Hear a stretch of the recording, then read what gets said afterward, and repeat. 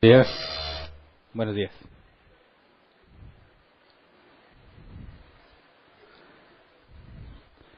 Vamos a continuar con la última parte de nuestro estudio de la intercesión. Digamos que hablando de la oración, este es el tema número 9. Ya hemos estudiado o hemos dedicado 8 semanas y esta para estudiar la oración, y los últimos 3 temas estaban enfocados a la intercesión, ¿verdad?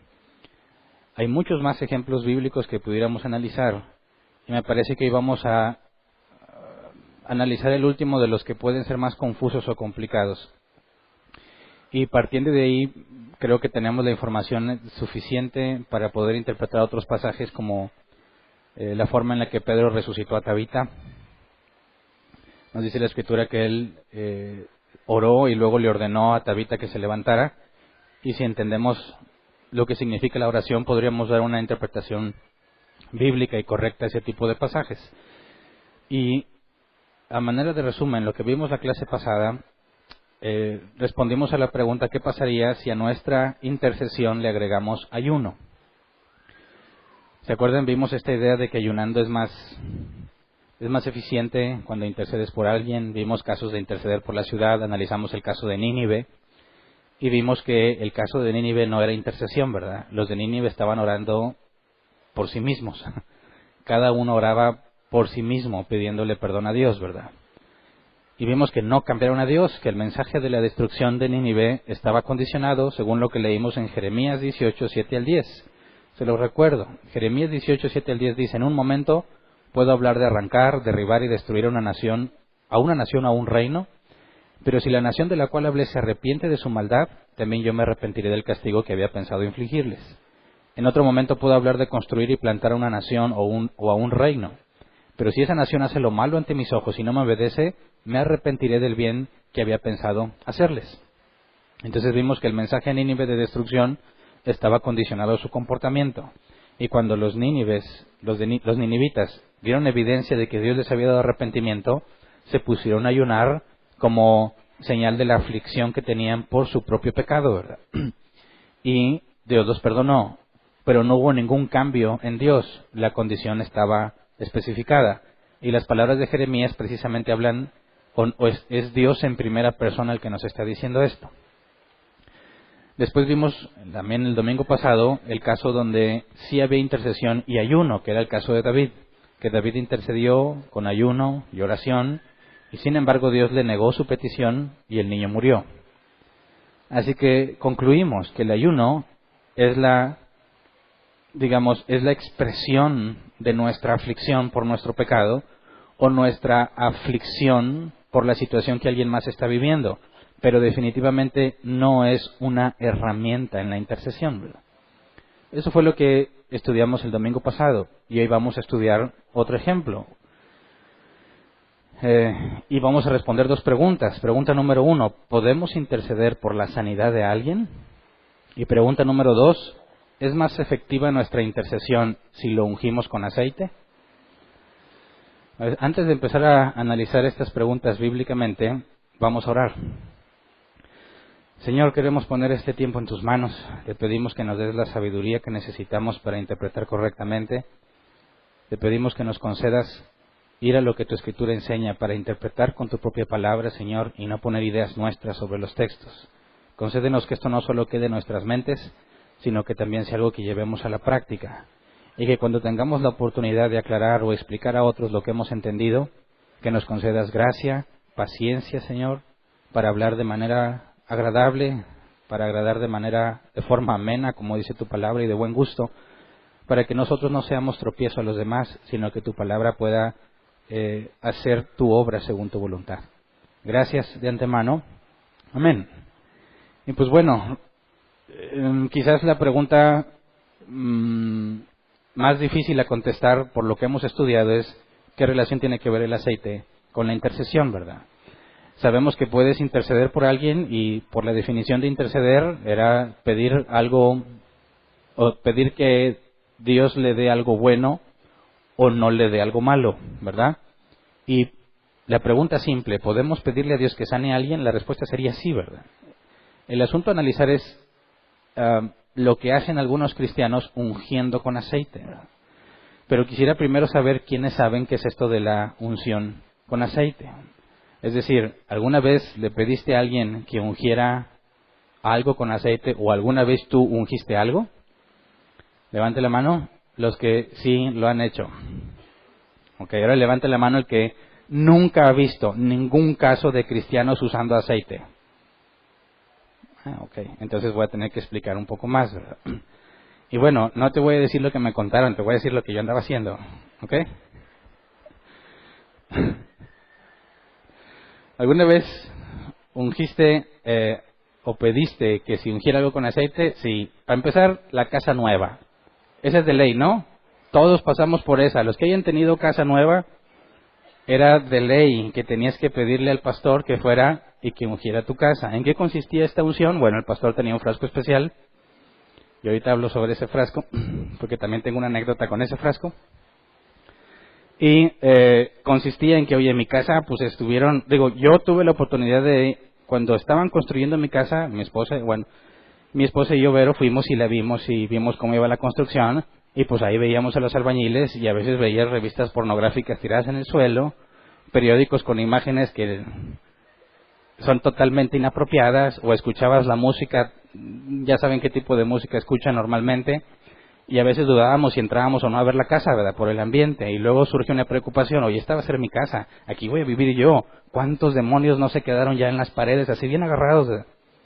Por las cosas que estaban viendo, la música que estaban escuchando, y decían, ¿cómo voy a meter a vivir ahí? Y sobre todo, la casa, nosotros habíamos programado que cuando terminaran la casa, nosotros nos mudáramos con Sabdi, mi hija mayor, recién nacida.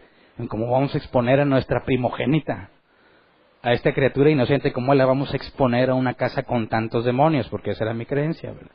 Así que tuvimos que solicitarle al pastor que fuera a ungir la casa con aceite, porque según nuestro entendimiento, algo había en el aceite que iba a hacer que por medio de la oración del pastor, los demonios se fueran y la casa quedara limpia. Y era un evento importante, ¿verdad? Porque no nada más el pastor iba, casi siempre el pastor traía su comitiva, ¿verdad? Los que siempre andaban con él. Entonces, si tenía que ir a orar a una casa, no nada más era él, sino la comitiva.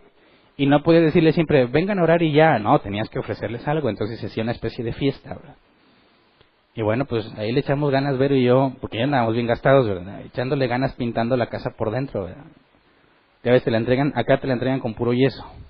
Y tú tocas la pared y te queda la mano blanca. Entonces tenías que ponerle sellador, todas las paredes, y luego ahora sí ya la mano de pintura. Bueno, toda blanca por dentro. Me acuerdo que ese día que fueron a ungir la casa me dio mucho coraje. Porque, pues bueno, entraban, tráigame el frasco del aceite, y ahí tienen al que siempre está ayudándole al pastor con eso, ¿verdad? Y le ponen el aceite. Y empieza, no, que yo con el aceite, que la autoridad del nombre de Jesús, etcétera, etcétera. Pero en lugar de poner sus manos con aceite en lugares discretos de las paredes, hombre, mero en medio, centrado, así, o sea, es aceite, ¿verdad? Te quedaba la manchota, la mano pintada, y no sé si se había lavado bien las manos porque también se veía el aceite medio sucio, ¿verdad? Sabía que no eran mis paredes porque estaban recién pintadas, así que le echo la culpa a las manos de él.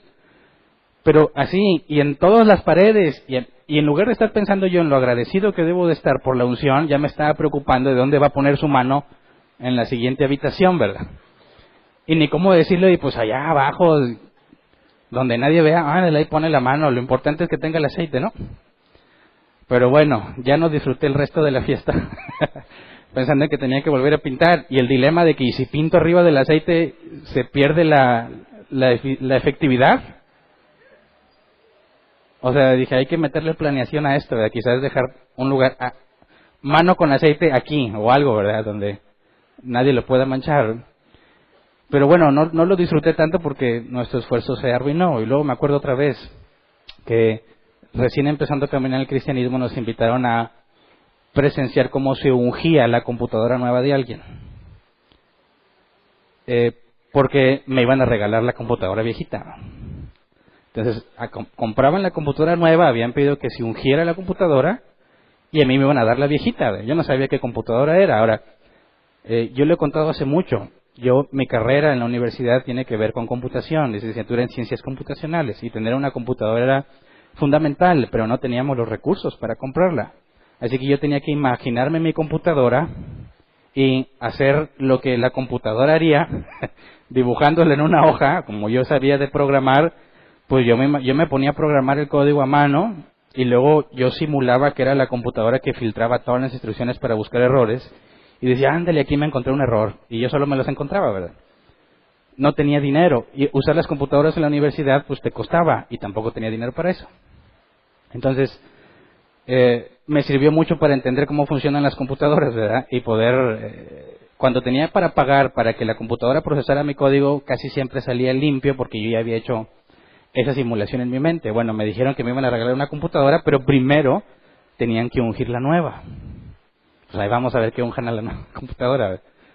Ya, pues el pastor, otra vez es comida y la convivencia, y ahora sí llegó la hora, el frasco especial del aceite, y se imponen las manos en la computadora, todos felices en esa familia porque era una computadora nueva, y alguien se las había regalado. Te estoy hablando que no había internet todavía, para que te imagines qué computadora es. O sea, sí había internet, pero era algo que algunas universidades tenían acceso. Casualmente en la uni había acceso, pero te tardabas días en agendar una hora en esa computadora para poder entrar y chatear con alguien, que era para lo que el internet no se veía en ese entonces. Pero bueno, me tocó ver cómo ungían esa computadora y luego a mí me dieron la viejita. Digo, yo no dudo de la buena intención de ellos al darme la computadora viejita, pero estaba tan obsoleta que no me servía. Pero bueno, presencié la unción de la computadora, ¿verdad? ¿Carro nuevo? ¿A alguien le ungieron su carro nuevo? ¿Nomás yo? Sí, hay varios. Digo, para que no le pase nada, ¿verdad? Para que el Dios lo guarde. ¿Tus hijos? ¿Alguien pasó a que le ungieran a los hijos? Así hay varios. Ok. Cuando estabas enfermo, ¿alguna vez te ungieron o ungiste a alguien por sanidad? Levante su mano. Ok. Liberación demoníaca. ¿A quién le echaron aceite para sacar de los demonios? Uno, aquí, dos. Aguas con ellos. No se crean. No se crean. Es imposible que un cristiano esté endemoniado, ¿verdad? Más adelante vamos a hablar de eso. Pero yo tengo una anécdota. A mí me ungieron también para sacarme los demonios. Aunque ni sabía yo que estaba endemoniado, ¿verdad?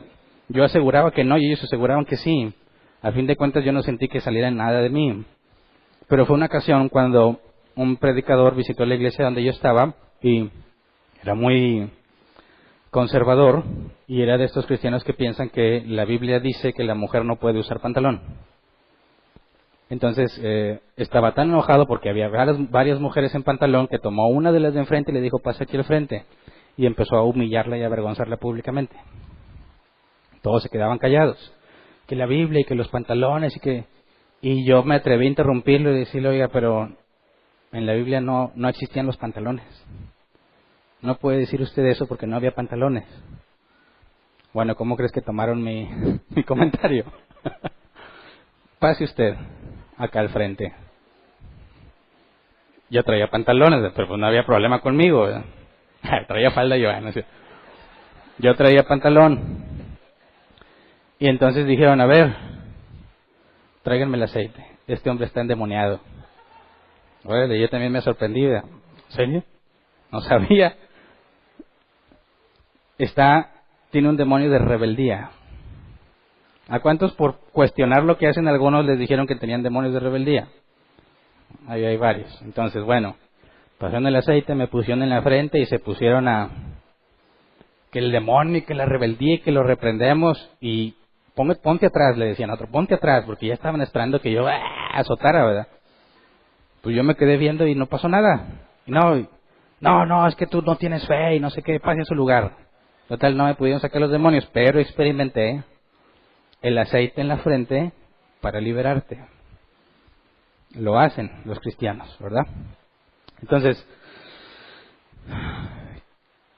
si estamos hablando de la intercesión, ya sea por sanidad, por liberación, por la casa, por lo que tú quieras, ¿qué dice la Biblia respecto de usar aceite?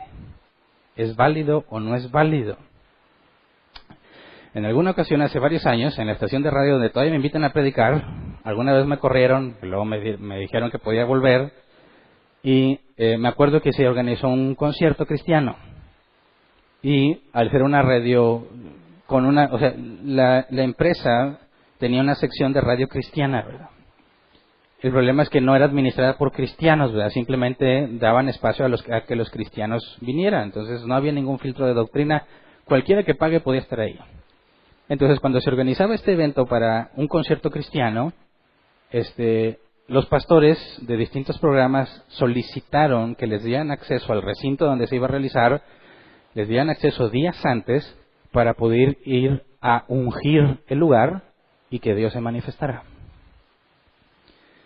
Y aquí yo estoy poniendo este ejemplo de alguien que rebasa los límites dentro de lo que se hace en la iglesia, ¿verdad?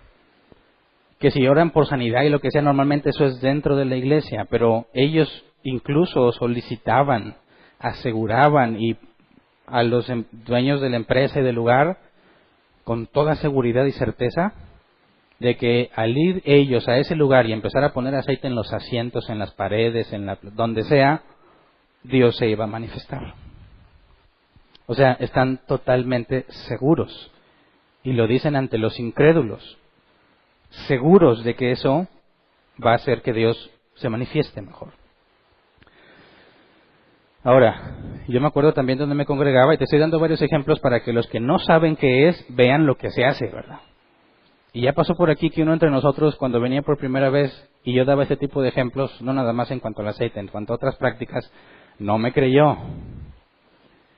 Y decidió ir a visitar alguna iglesia por cerca de esta zona para ver si es cierto lo que yo decía, y llegó a la mera mata, ¿verdad? Y vio lo que yo decía, lo vio en realidad, así que no te estoy inventando porque yo lo hacía. Y estos ejemplos son para que veas que realmente los cristianos lo hacen. Este aceite, en el caso donde yo estaba, en la iglesia donde me congregaba también, no he estado en tantas, estuve nada más en 3 y luego ya empezamos con árbol plantado. Pero así estaban las 3 donde estuve, ¿verdad? El pastor anunciaba con anticipación a su equipo de servicio cuándo iba a haber un mover del Espíritu.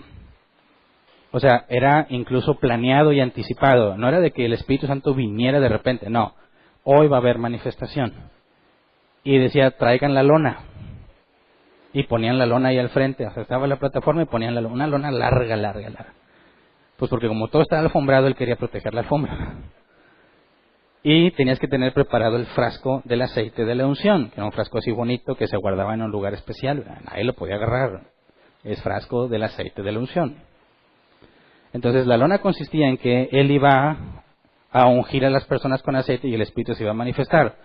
Entonces el equipo de ayuda, de servicio, tenía que estar listo, sobre todo los sugieres, para cuando el pastor solicitara el aceite, se pusiera la lona y que ahora sí el que va a ser embarrado de aceite, pues que se caiga en la lona y no nos vaya a manchar la alfombra. ¿Ok? Bueno, en una ocasión que me tocó estar a mí tras bambalinas y ver lo que pasa, porque también a veces yo andaba ahí en la bola, en la lona con el aceite, lleven el frasco y pues hoy van a agarrar el frasco y está vacío. No hay. A la mera hora. Pero yo siempre pensé que ese aceite, dije, es traído de Jerusalén, olivas prensadas de árboles de allá, o no sé, repitieron un proceso bíblico, especias especiales. Yo tenía un alto concepto ese aceite, ¿verdad? Ese aceite para ungir. Bueno, pues entonces uno de los que les tocaba llevar, no hay aceite, córrele a la tienda. Yo dije, ¿aquí lo venden? Se fue corriendo a la tienda y regresó con un frasco de aceite 1, 2, 3. Para los que no son de México, no conocen aceite, era de los más baratos que hay en la tienda y son para cocinar, ¿verdad? Y entonces dijo, ¿qué onda? Cuídame el frasco. Glu, glu, glu, glu. Se acabó el aceite, frasco y ahí va el aceite de la unción. Yo sufrí una enorme decepción. Dije, de eso me están poniendo, yo tengo en la casa y me lo pongo yo, ¿verdad? ¿Para qué tengo que venir a hacer todo este show? No había nada especial en el aceite, nada, absolutamente nada. Aceite para comer del más económico que había, ¿verdad? Entonces empiezas a cuestionarte, oye, ¿le pasará algo al aceite cuando el pastor se lo pone en las manos? O cuando el pastor dice, ahora yo te bendigo, viene la unción al aceite, o porque es aceite común y corriente, ¿verdad? No sé si alguna vez te preguntaste eso, o si te tocó ver ese tipo de cosas. Si enfermos ungidos con aceite no fueron sanados. Si endemoniados no fueron liberados. ¿Qué pasa con ese aceite? Bueno, y yo me acuerdo que nos daban fundamento bíblico al respecto. Por ejemplo, Santiago 5, 14 al 15. ¿Está enfermo alguno de ustedes? Haga llamar a los ancianos de la iglesia para que oren por él y lo unjan con aceite en el nombre del Señor. La oración de fe sanará al enfermo y el Señor lo levantará. Y si ha pecado, su pecado se le perdonará. Ahora este pasaje lo usan nuestros amigos católicos romanos para justificar una práctica de ellos de salvar a la persona, como intento de salvar a la persona de irse al infierno antes de que se muera. Diciendo que si ha pecado se le perdonará el pecado. Pero no es nuestro punto ahorita indagar en eso. Como quiera lo que vamos a ver nos enseña a responder al respecto. Pero mi enfoque es aquí ahora el aceite y la sanidad. Porque decían ellos, aquí hay dos claves en este pasaje. Ellos nos hablaban de claves del reino, principios de reino. Y consistía en analizar pasajes y decir, estas son las claves. Y si tú aplicabas esas claves en otras áreas, funcionaba. ¿Cuáles eran los principios de este pasaje? Y decían dos cosas, ungir con aceite y oración de fe.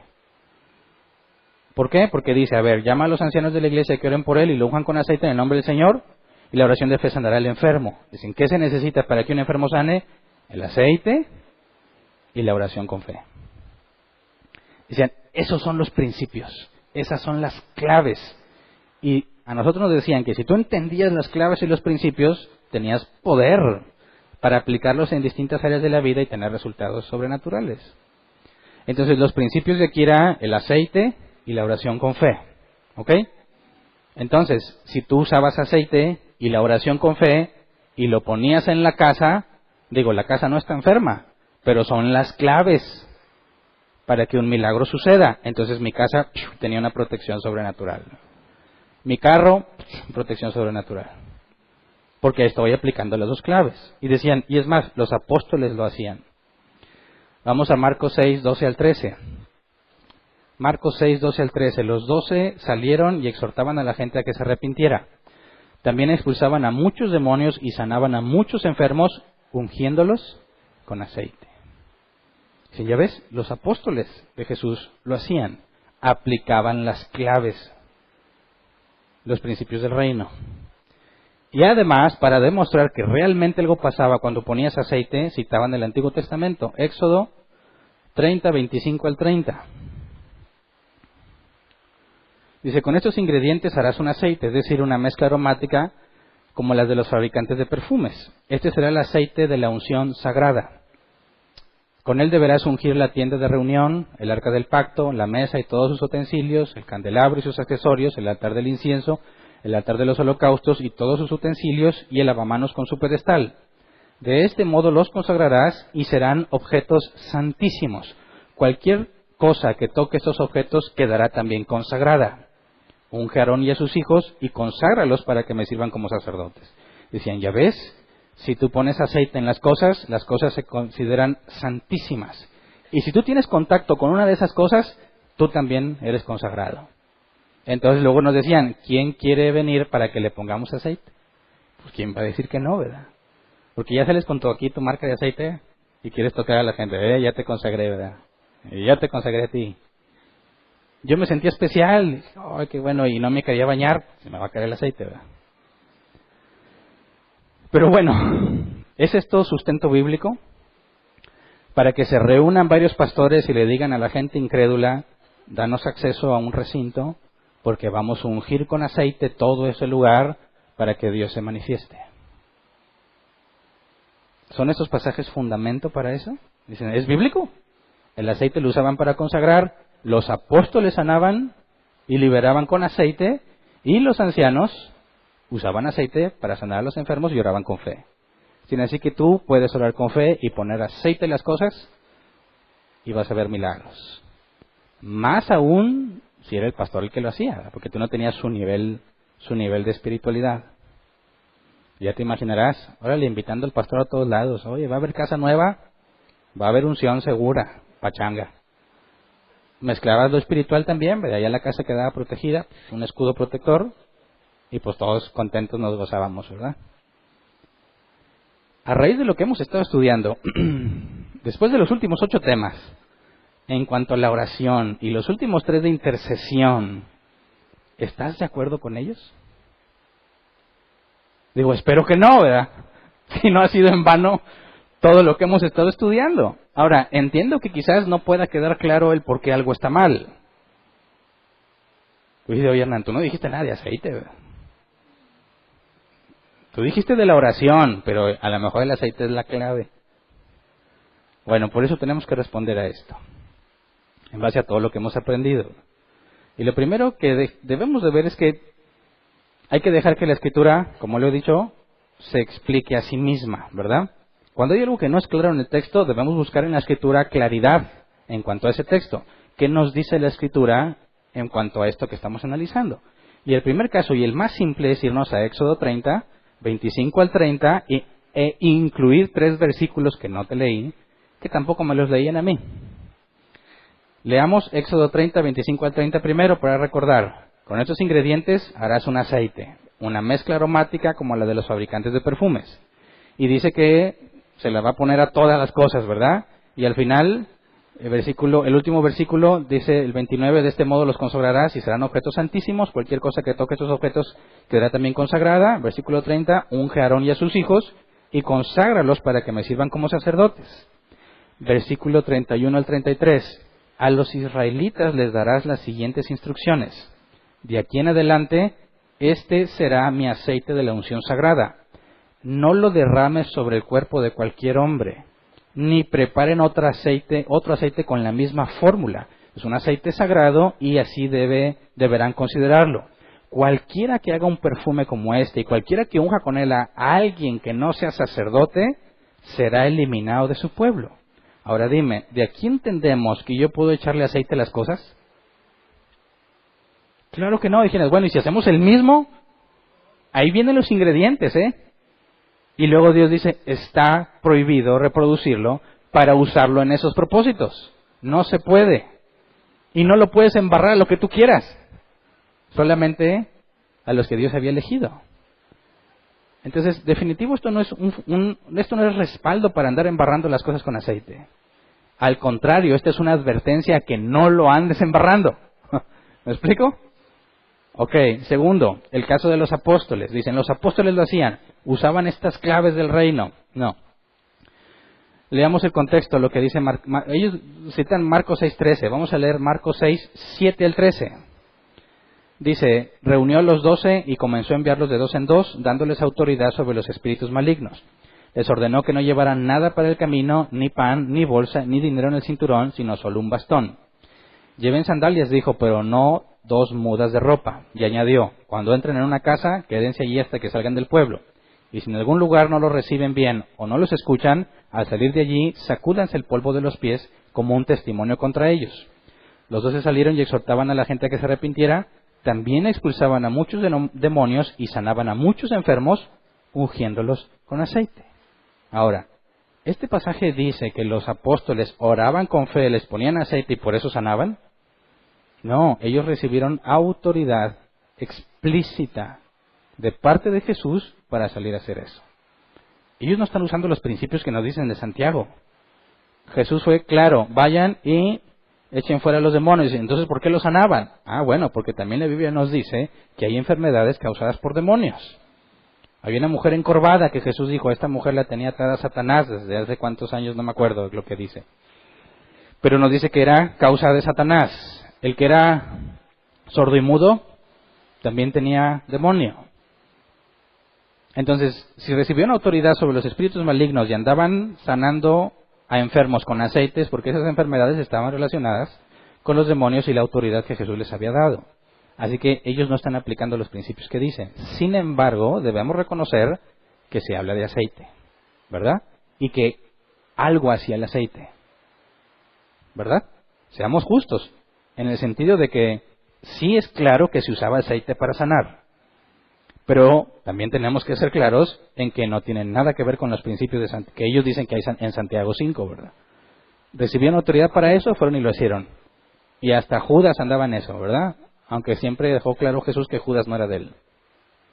Ahora, quitando eso, nos queda nada más Santiago. Santiago 5, 14 al 15, leamos. ¿Está enfermo alguno de ustedes? Haga llamar a los ancianos de la iglesia para que oren por él y lo unjan con aceite en el nombre del Señor.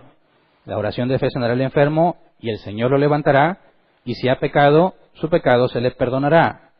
Y cuando dice oren por él, ahí está hablando de intercesión. Así que esto ya implica o nos incumbe todo lo que hemos estado analizando para entender qué es lo que sucede aquí y qué tiene que ver el aceite con esto.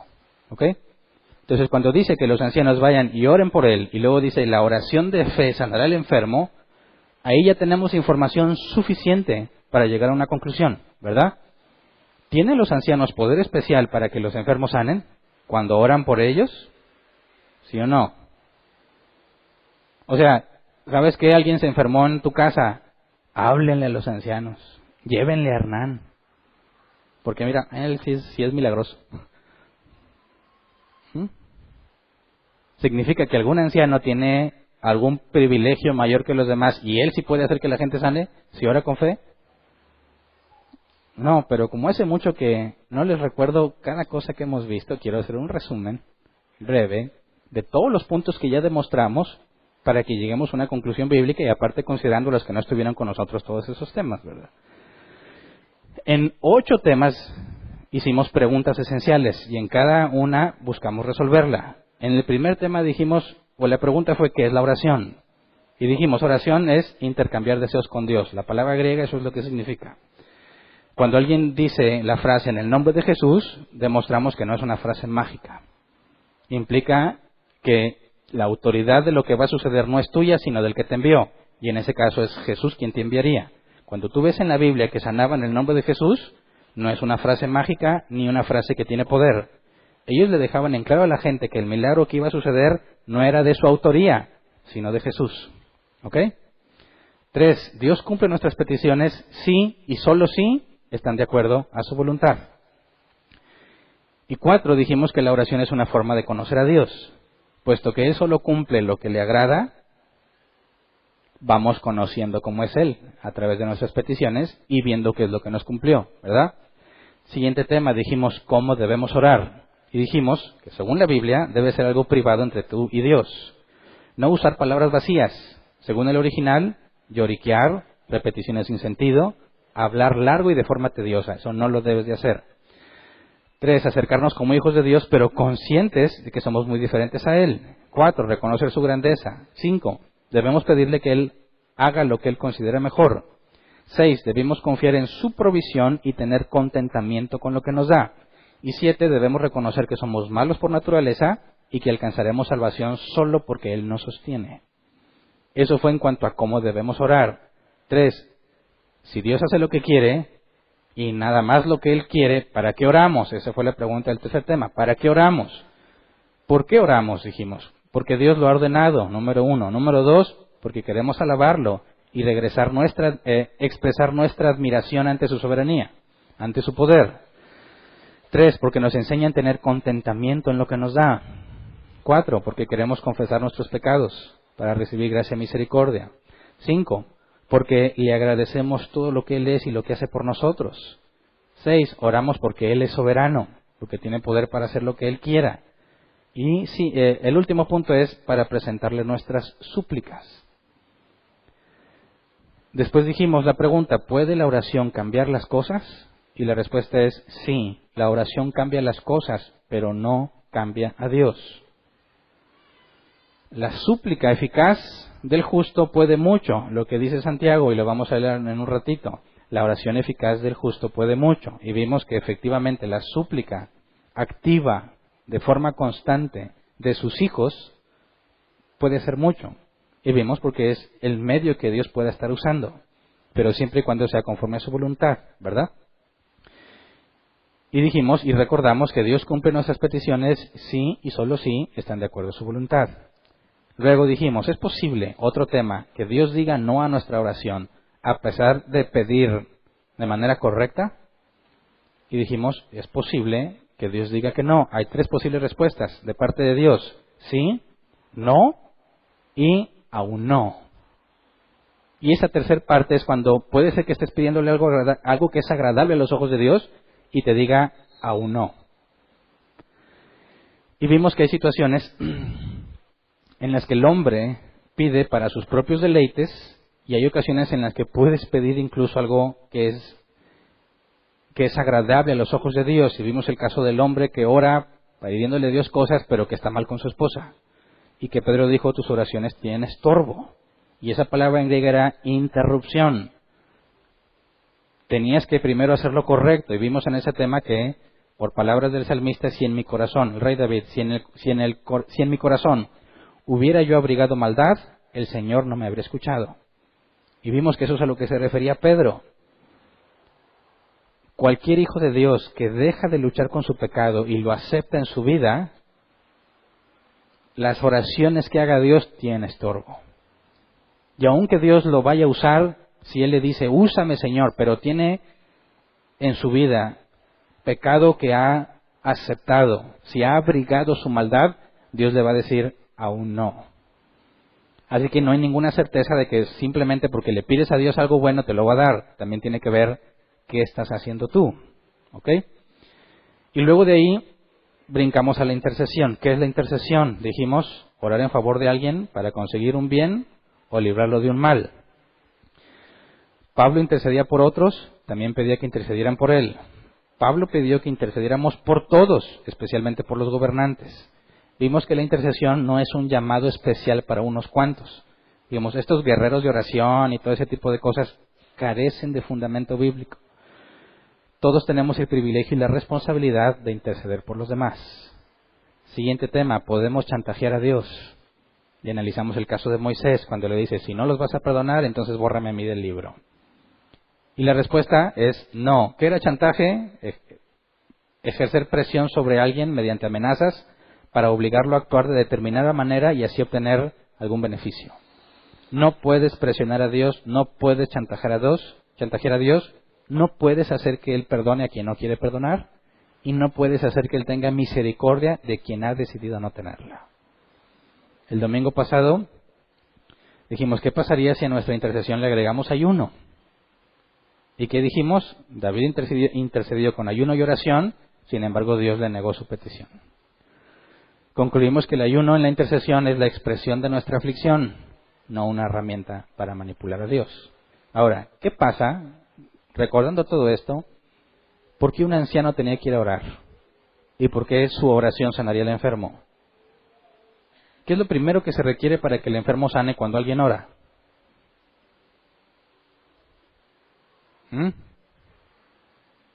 ¿Cuál es la única condición para que Dios diga sí a una petición? Que sea de acuerdo a su voluntad. ¿Ok? Entonces, cuando el anciano va y ora, y la oración de fe sana al enfermo, ¿es el anciano poseedor de un poder especial? No. Podrá pedir lo que se le venga en gana y solo va a ser concedido de parte de Dios lo que va de acuerdo a la voluntad de Dios. Así que no estamos hablando de un poder especial que los ancianos tienen para sanar gente. Nos está explicando algo y es lo que tenemos que entender. ¿Qué es? Y sobre todo, ¿qué relación tiene el aceite? ¿Me explico? Cuando dice aquí que oren por él, la palabra oren es proseukumai, intercambiar deseos. No está diciendo que van a ordenar sanidad, ni declararle sanidad. Van a decirle a Dios, yo quisiera que tú lo sanes, pero no sea mi voluntad sino la tuya. ¿Verdad? La oración de fe sanará al enfermo, sí y solo sí, es de acuerdo a la voluntad de Dios. Entonces, ¿qué onda con el aceite? Ahí está la clave, ¿no? ¿Para qué el aceite? Y necesitamos ir a la Escritura para entender el contexto histórico. En aquellos tiempos, ¿qué información tenemos en cuanto al uso del aceite? Y bueno, en la Escritura encontramos al menos 3 fines específicos. Primero, un fin estético. Vamos a Mateo 6:17. Mateo 6:17 dice, palabras de Jesús, pero tú, cuando ayunes, perfúmate la cabeza y lávate la cara. ¿Cuál era el propósito de que te perfumaras la cabeza y te lavaras la cara? Que nadie sepa que estás ayunando, ¿verdad? Porque ¿qué hacían los demás? Se dejaban así demacrados, ¿verdad? Que se les vea el sufrimiento. ¿Y qué te pasa, brother? Estoy en ayuno. Ah, qué apantallada te ponían, ¿verdad? Bueno, Jesús dice, no, perfúmate la cabeza. La palabra perfúmate, aleifó, ungir con aceite. Entonces, ungirte la cabeza era traer el cabello limpio. Me imagino que sería como el gel de ahora. Alguien andar arreglado y presentable era traer aceite en la cabeza. Era fines estéticos. Otra referencia para los cuerpos, para que los cuerpos sean preparados para la sepultura. Marcos 14, 6 al 8. Palabras de Jesús: déjenla en paz, dijo Jesús. ¿Por qué la molestan? Ella ha hecho una obra hermosa conmigo. A los pobres siempre los tendrán con ustedes y podrán ayudarlos cuando quieran, pero a mí no me van a tener siempre. Ella hizo lo que pudo, ungió mi cuerpo de antemano, preparándolo para la sepultura. Ahora, claramente esta mujer no tenía la intención de ungir a Jesús para la sepultura. Ella hizo lo que pudo, su mejor expresión de adoración a Jesús.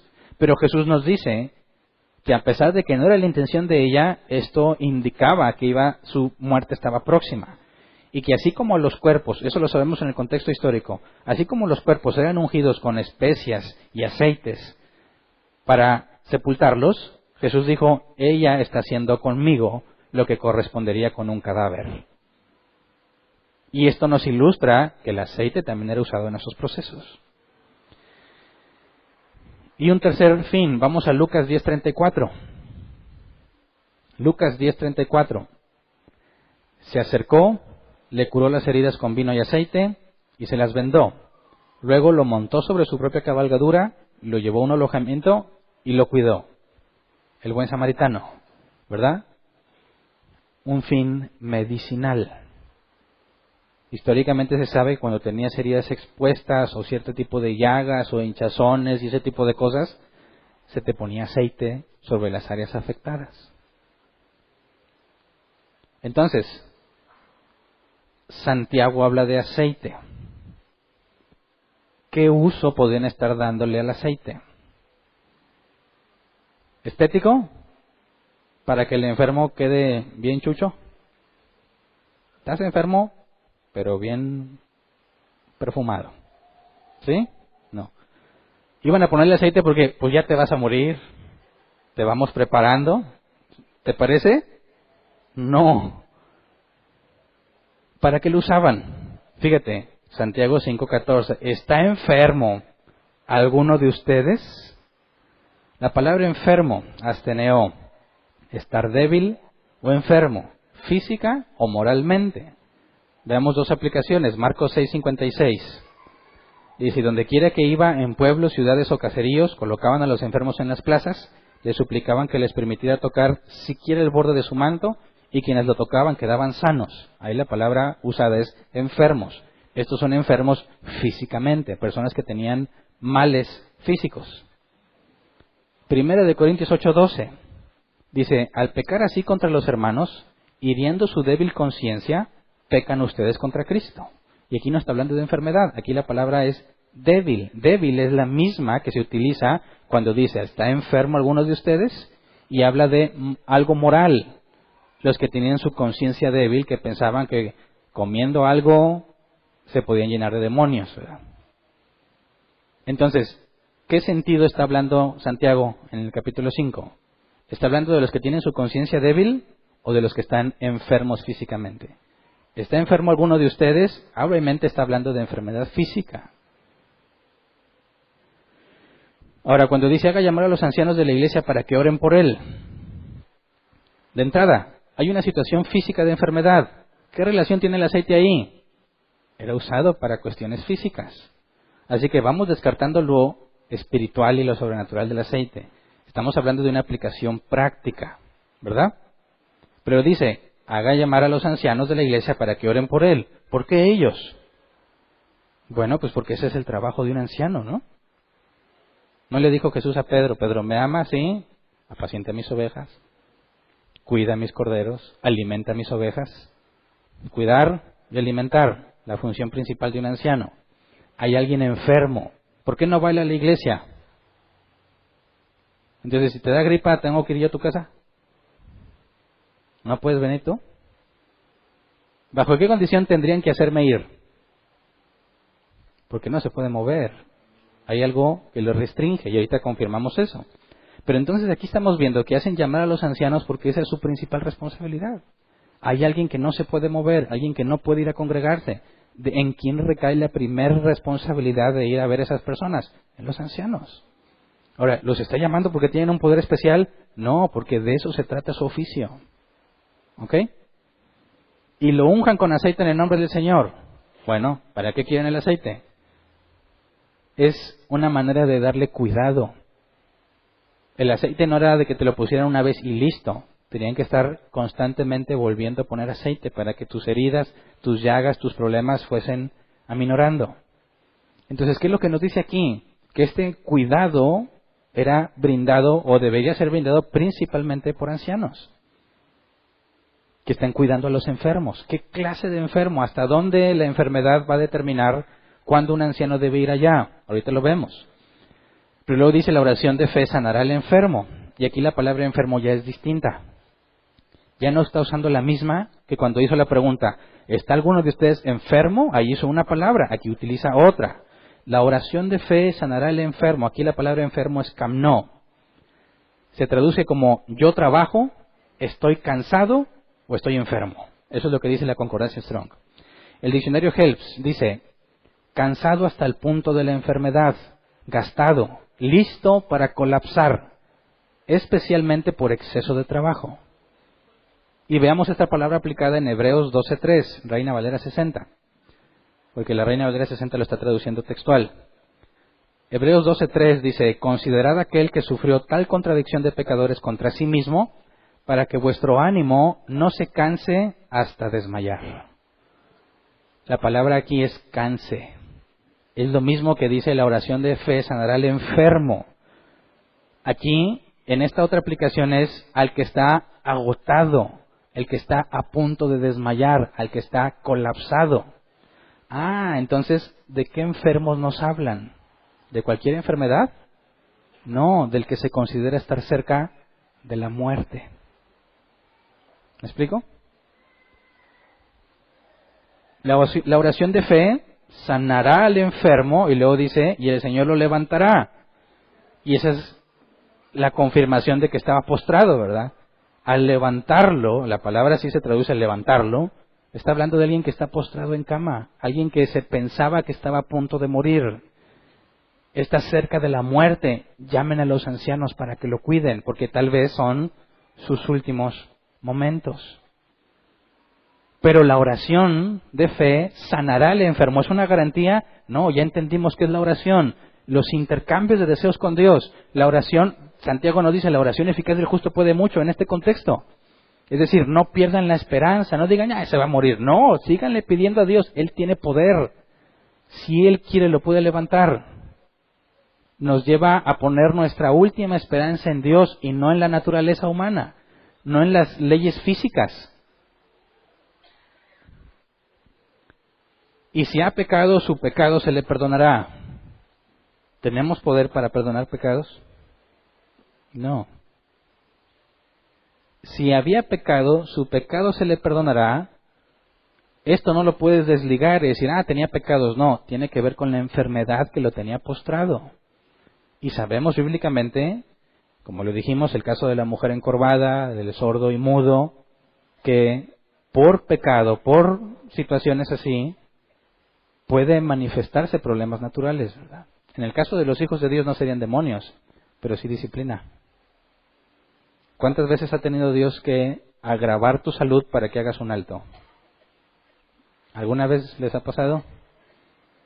Que hasta que estás en cama, dices, ok, ya me di cuenta. No estoy viviendo bien.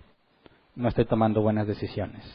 Y hasta que Dios te obliga a perder tu buena salud, empiezas a pensar. Y a eso se refiere aquí. Estabas cometiendo pecado y no te habías dado cuenta. Dios te agrava la salud y entonces te concede reflexionar. Ya no tienes lo que tenías y empiezas a meditar. Y si Dios te perdona, te va a restaurar porque te tiene ahí por disciplina. Eso es lo que está hablando aquí. No lo puedes sacar de contexto y hablar, ¿tienes pecado? Te lo perdono. Tráigame el aceite y te sano. No. Entonces, ¿tiene el aceite un poder especial? ¿Justifica este pasaje que nos vayamos a un auditorio y lo unjamos? O sea, ¿por qué no hacemos un equipo de unción aquí? Que antes de cada reunión pasen así, embarrando aceite. Señor, declaramos que tú te vas a mover, que tú te vas a manifestar aquí. Y aquí en el pizarrón, porque a veces Hernán lo usa, ¿ves? Que escriba con buena letra, porque nadie le entiende. Dime, ¿es correcto que andemos echándole aceite a las cosas? ¿Justifica este pasaje que le pongas aceite a tu casa, a tu carro, a los auditorios, al perro, a los hijos, a la computadora, a algo?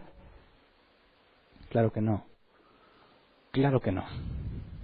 Qué vergonzoso. Me dio mucha vergüenza saber que estos hombres se atrevieron a decirle a los empresarios, a gente incrédula que no conoce el cristianismo, que tienen que ir a embarrar con aceite algo para que Dios haga algo. Es vergonzoso, primitivo e ignorante. ¿Qué clase de Dios tiene que decir, ay Hernán, pues es que yo me iba a manifestar, pero no le echaste aceite?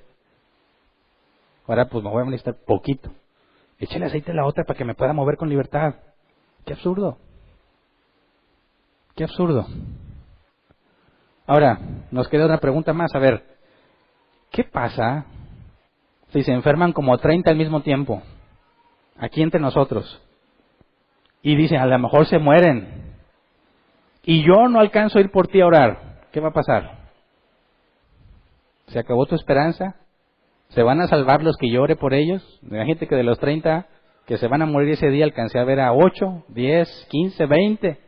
Es más, alcancé a ver a 29, pero el último no lo alcancé y se me murió. ¿Se murió por mi culpa? Ay, Hernán, ¿por qué no llegaste?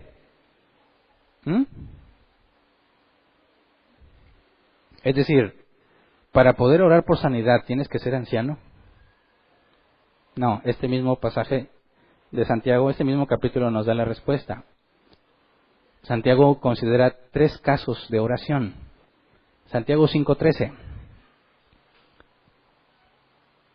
¿Está afligido alguno entre ustedes? Que ore. ¿Está alguno de buen ánimo? Que cante alabanzas. Ok, la palabra afligido en griego es sufrir el mal, soportar aflicciones. Y dentro del mal, la definición de mal está la angustia, la adversidad, la enfermedad puede ser parte de eso. Ahora, ¿qué es lo primero que Santiago aconseja cuando estás sufriendo algo malo? No que ore a alguien por ti, que ores tú. ¿Te das cuenta? No es, me siento mal, traigan a Hernán. No, ora, tú ponte a orar. Santiago 5:16. Por eso, confiénsense unos a otros sus pecados y oren unos por otros para que sean sanados. La oración del justo es poderosa y eficaz. Oren unos por otros, cualquiera de nosotros, por el otro. Pero no lo podemos sacar del contexto porque dice confiénsense sus pecados. Porque de lo que nos está hablando es de ese que está postrado en cama, que si ha pecado y está en disciplina, Dios le perdonará su pecado, y nos dice aparte otra forma, sin que el anciano vaya y ore por ti, es que saques ese pecado a la luz y le pidas a alguien que lleve esa carga contigo. Y al orar unos por otros, también Dios los puede sanar. Y el tercer caso es el que menciona aquí, que es el caso extremo. Está enfermo alguno de ustedes, haga llamar a los ancianos de la iglesia para que oren por él. Y la oración de fe sanará al enfermo, y esa palabra nos da la pauta para saber que está hablando de un caso crítico. ¿Me explico? Entonces ninguno de nosotros debe poner la confianza en un hombre para que ore por ti. Ninguno de nosotros debe estar esperanzado que alguien venga a orar por ti. Lo primero que debes hacer es tú orar. Ora tú. Dios es omnipresente y omnisciente. No vas a alcanzar a Dios por medio de otro hombre. Ora tú. No puedes con eso, confiésele tu pecado a alguien más y que también oren por ti. ¿Me explico? Un caso extremo, llamen a los ancianos. Yo me acuerdo que en iglesias donde me congregaba a veces estábamos en una situación y se presentaba algo y háblenle al pastor para que venga a orar, a pesar de que había varios cristianos ahí, ¿verdad? Porque de alguna forma se nos enseñaba que nosotros no teníamos el nivel suficiente, no teníamos la fe suficiente ni el conocimiento bíblico suficiente para poder hacer algo al respecto. Entonces, pues le rogábamos a Dios que llegara rápido el pastor cuando era algo grave. Pero no, Santiago no dice que dependas del pastor en esas cosas. Todos, acuérdate, la intercesión no es el privilegio de algunos, es el privilegio y la responsabilidad de todos, y aquí está claramente ejemplificado. Entonces, en ninguno de estos casos de oración, en ninguno dice que ordenes sanidad, ni que ordenes nada en el nombre de Jesús, ni que declares nada, ni que decretes nada, ni que uses autoridad alguna. Siempre la palabra es intercambiar deseos con Dios. ¿Ok? Algunos me han preguntado en distintas ocasiones, ¿cómo oro por un enfermo? ¿Sabes la respuesta? ¿Cómo oras por un enfermo? Si entiendes la oración y analizas al enfermo, porque muchas veces te va a tocar que el enfermo es incrédulo. Tú eres cristiano, ¿verdad? Ora por mi familiar enfermo. O ha tocado que a veces aquí han llegado personas, oye, ora por mí porque estoy enfermo. Bueno, cuando te pide que ores por él es porque ya trae una idea preconcebida de lo que es la oración, ¿verdad? ¿Y cuál es la idea general de la oración? Algunos me han dicho es que cuando les digo, ¿y por qué quieres que yo ore por ti? Porque tú estás más cerca de Dios. Ah, pues sí, yo oro. No, ¿verdad? No, es que no se trata de eso. No necesitas que yo ore por ti. Tú puedes pedirle a Dios que te ayude. Y el hecho de que yo ore por ti no es ninguna garantía de que vas a sanar. A veces no buscan sanidad, a veces es que tengo muchos problemas, ora por mí. Y es alguien que no es de entre nosotros. Y lo primero que hay que aclarar es que no es lo que él piensa. No vamos a poner en juego la credibilidad de Dios con nuestra oración, como muchos piensan. Si realmente hay un Dios me va a sanar, eso es totalmente absurdo, porque Él es soberano y Él decide a quién sana y a quién no, ¿verdad? Dicen, es que tú eres cristiano y me dijeron que Dios tiene poder y que la oración tiene poder, ora por mí para que sane, ora para que mi matrimonio se arregle, ora para que mi trabajo no me corran o para que me den un trabajo. No.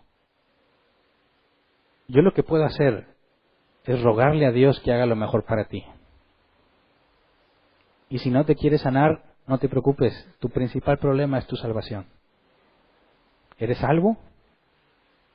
De nada te sirve estar sano e irte completo al infierno.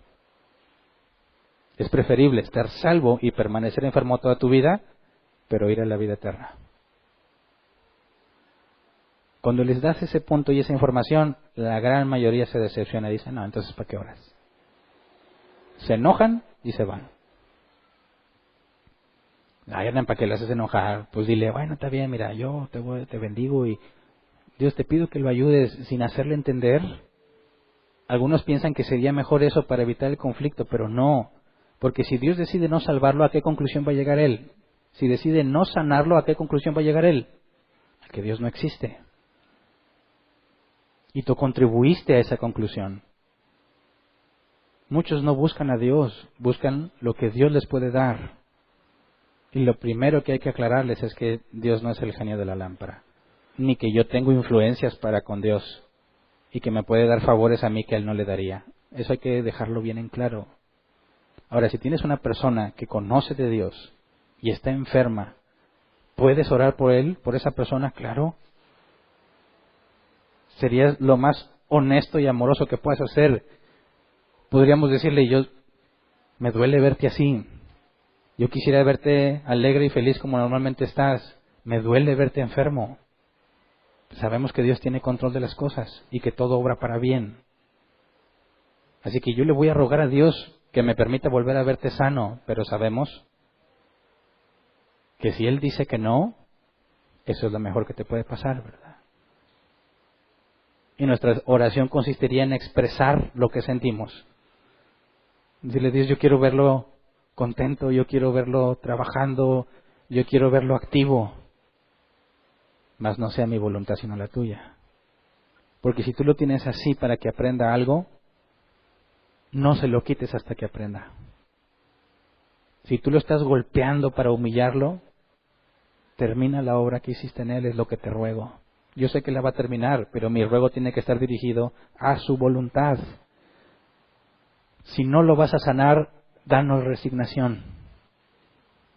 Si no lo vas a ayudar, muéstranos la salida, porque tú prometiste darnos la salida en todo problema y tentación. Esa es la forma correcta de orar. Y ya sea que Dios lo sane o no, su poder y su soberanía jamás será puesta en duda. No por tus palabras. Entonces, ¿podemos interceder por la sanidad de alguien? Sí. Que se cumpla o no, depende de Dios. ¿Es efectiva nuestra intercesión si ungimos con aceite? El aceite no tiene nada que ver. Bueno, es que tengo una herida y le voy a echar aceite. No, mejor cómprale medicina, ¿verdad?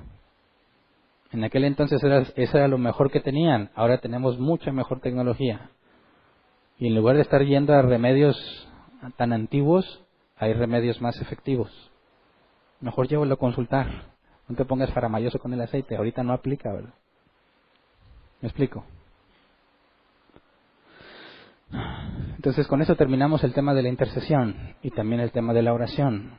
Si Dios quiere, a partir del próximo domingo vamos a seguir tratando temas desde la perspectiva individual. Jesús es nuestro intercesor, pero aún no voy a hablar de Jesús como nuestro sumo sacerdote. Estamos analizando la vida cristiana desde el punto de vista individual del cristiano, y por eso que estoy hablando de la intercesión desde nuestra perspectiva. Pero podemos concluir fácil. Jesús y el Padre uno son, dijo, ¿verdad? Jesús solo hace la voluntad del Padre.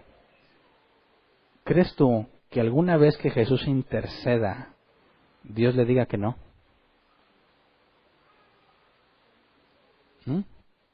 Es imposible que le diga que no. Imposible. ¿Por qué? Porque son el mismo Dios. Tampoco diría, no, Jesús todavía no, porque eso indicaría que no son el mismo Dios. Son el mismo Dios y la Biblia dice que Jesús intercede por nosotros ante el trono, siempre, día y noche, y no muere. ¿Estará en riesgo nuestra salud? ¿Estará en riesgo nuestra integridad? ¿Estará en riesgo nuestra salvación? De ninguna manera. Pero espero en Dios me permita, después de analizar estos puntos de vista y más temas que tenemos que tratar en cuanto a la vida cristiana, empezar a estudiar a cada una de las personas de la Trinidad con mayor profundidad. Si Dios quiere lo haremos más adelante. Por lo pronto, vamos a ponernos de pie y vamos a orar.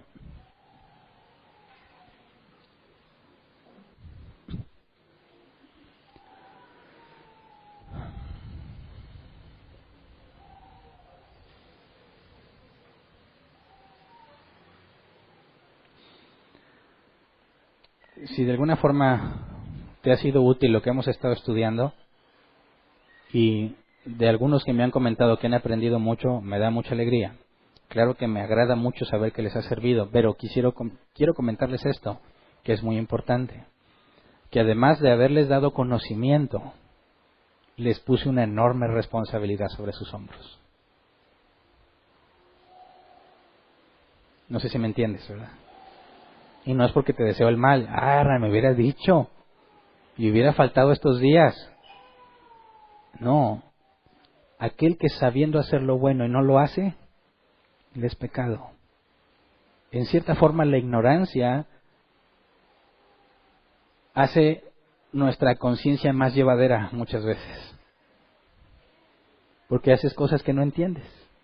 Muchas veces la ignorancia trae felicidad.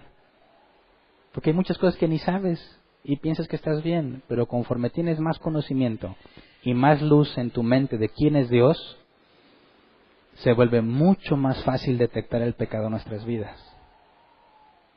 El efecto de la luz de Dios resplandeciendo en las tinieblas es precisamente que cuando empiezas a entender lo que Dios ha enseñado y lo que Él ha dicho, se empieza a iluminar tu vida cada vez más y es mucho más fácil distinguir el pecado que mora en ti. Por consecuencia, a muchas veces la felicidad que tenías, que te daba la ignorancia, se empieza a acabar y empiezas a luchar. ¿Por qué ya no estoy tan feliz? Mugre Hernán, ¿qué me hizo? ¿No has escuchado? Bueno, yo no buscaba a Dios y pues sí me iba mal, pero empecé a buscar a Dios y me va más mal. No, es que ahora estás más consciente de los errores, de tus pecados, de otras situaciones, de otras personas, empiezas a comprender la carga de otros y te empiezas a sentir más pesado. Ahora tienes mucho más en tu mente que considerar, muchas más alternativas y posibilidades de hacer las cosas mal o de hacerlas bien. Y eso necesariamente te lleva a madurar. El conflicto nos hace madurar. Entonces no te asustes por cómo te vas a sentir. No digas, entonces no soy salvo, porque ya vi todos estos problemas. No, si Dios llevó luz a ti, es para que confieses, para que le ruegues que te dé arrepentimiento, para que le supliques con todas tus fuerzas que esa luz deje de iluminar el pecado, no porque esté oculto, sino porque Dios lo va quitando de nuestras vidas. Que en lugar de sentirnos incómodos cuando viene la luz de Dios, podamos decir, aquí estoy, Señor. Si tú me escuchas, si tú me ayudas, no es por mi mérito, sino por los de Cristo. Escucho esta pregunta últimamente en la sesión de preguntas en línea. ¿Por qué Dios, por ejemplo, me llamó mucho la atención una pregunta sobre David? ¿Por qué si David tuvo muchas esposas, por qué Dios lo bendijo? ¿Qué responderías? A la luz de todo lo que hemos estudiado, tú decías, oye, sí es cierto, mira lo que andaba haciendo David, ¿por qué lo bendijo Dios? Eso es un error muy común al que estamos expuestos los cristianos. Eso significa que tú has llegado a la conclusión que Dios te bendice porque eres bueno, o porque eres mejor que otro, y eso es un grave error. Porque el hecho de que tú no veas tu pecado ahorita no significa que Dios no lo ve. Dios ve todos tus errores, los de toda tu vida, y aún así te bendice. Entonces la respuesta a la pregunta, ¿por qué Dios lo bendijo si estaba haciendo mal?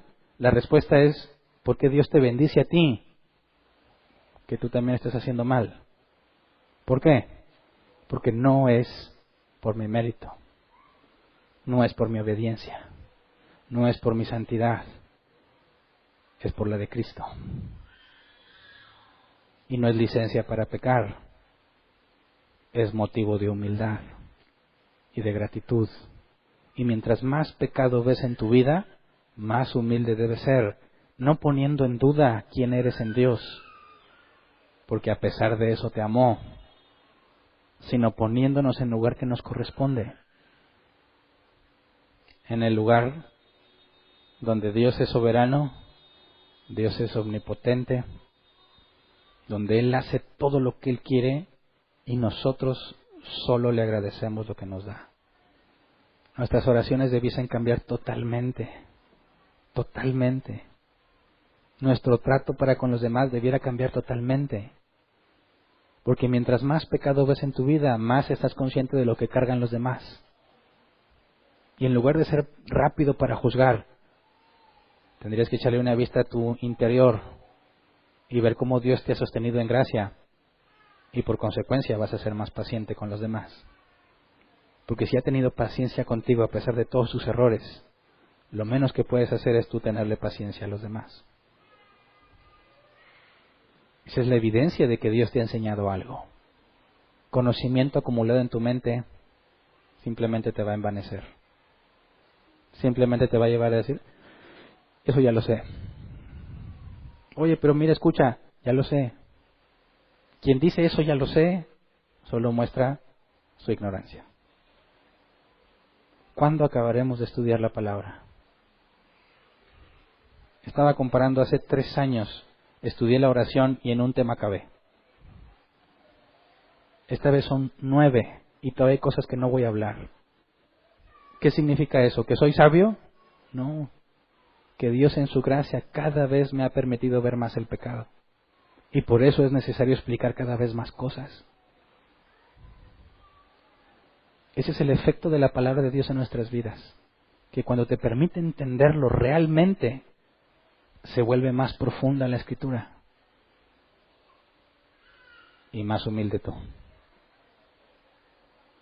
Que ninguno de nosotros esté discutiendo vanamente por demostrar que sabe. Más bien enfócate en vivir de acuerdo a lo que sabes, para que eso sea tu demostración. ¿Me explico? Así que pidamos conforme a la voluntad de Dios que nos dé la gracia y la humildad que necesitamos para la vida cristiana. Señor, no tenemos palabras para expresar. Conforme más nos permites entender, conforme más nos permites saber de ti, no hay forma de expresar la enorme gratitud hacia todo lo que nos has dado, porque estamos cada vez más ciertos y es cada vez más claro que no merecemos nada de ti. Que debiéramos estar refundidos, Señor, en el abismo más profundo, alejados de toda bondad y toda misericordia, porque nuestras obras son malas. Y aún así te ha placido tratarnos como a tus hijos. Perdónanos, Señor, porque nos has dado mucho conocimiento y hemos sido negligentes al aplicarlo. Perdónanos cuando en lugar de humillarnos, mientras más nos permites entender, nos hemos envanecido. Perdónanos, Señor, si entre que conocemos cada vez más de tu palabra, nos confiamos más en nosotros, en lugar de hacernos más dependientes de ti. Perdónanos si el conocimiento nos ha hecho pensar que estamos firmes, cuando en realidad el conocimiento de ti nos lleva a ver cuán frágiles somos. Enséñanos, Señor, no a confiar en lo que sabemos o en lo que entendemos, aunque tú nos los has dado. Enséñanos a confiar en ti, a conocerte cada vez más a ti, a poder poner en práctica cada cosa que nos has enseñado, primero en nuestras vidas antes de buscar aplicarla en las de los demás. Enséñanos a organizar nuestra vida personal, a ajustarnos a los criterios de la Escritura, a filtrar nuestras emociones, filtrarlas con tu palabra, a filtrar nuestros pensamientos con tu palabra. Concédenos, Señor, no extraviarnos, usando vanamente el conocimiento que nos has dado, sino que podamos tener evidencia en nosotros mismos de que tu gracia y misericordia nos cambia a medida que te conocemos más. Señor, líbranos de ser tropezadero para los incrédulos. Líbranos de ser motivo de burla por parte de los incrédulos. Líbranos de pisotear tu nombre con nuestras acciones. Concédenos ser un testimonio de tu poder. No en nuestra perfección que jamás tendremos en esta carne, sino en la humildad que nos has concedido, en nuestra dependencia a ti y nuestra sujeción a tu palabra, Señor. Concédenos ver entre nosotros cada vez más los frutos de tu Espíritu. Concédenos ver que tú capacitas y enseñas para que lo que hemos aprendido aquí lo transmitan a otros. Y te rogamos, Señor, que por tu soberana voluntad nos tomes por dignos de ser llamados siervos tuyos y que nos uses para mostrar tu verdad a todo el que esté a nuestro alcance. Gracias por todo lo que nos has dado, Señor, y lo que sabemos que nos darás. Amén. Pueden sentarse.